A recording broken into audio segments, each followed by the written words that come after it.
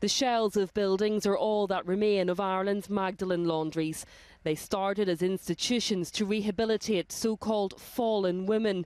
Most were single mothers and teenage girls. In the last 20 years, some of those women have reported the harsh and gruelling work and conditions they endured in the laundries, as well as the abuse they suffered. Ultimately, I would believe that their families and indeed the wider society was fooled into thinking that these women or children would get a better education if they went to these institutions. But what materialised, in my own opinion, is that they became a money-making scheme, and ultimately these women fell victim of slave labour.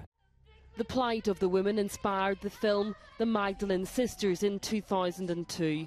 Here you may redeem yourself, working beyond human endurance, to remove the stains of the sins you have committed. The laundries were run by 4 religious congregations for more than 200 years. This stone wall is all that remains of a laundry here in South Dublin.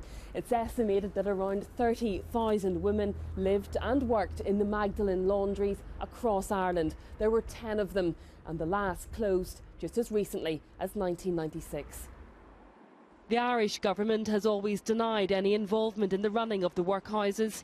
Today's report will look at exactly what role the state played. There's irrefutable evidence of the involvement of the state in the confinement of these women, so absolutely the state should take responsibility. Many of the Magdalene women have since died. Those who survive and their families say they have been ignored in Ireland, while other abuses have been recognised. Today's report may give them the voice they have longed for. Vicky Hawthorne, Sky News, Dublin.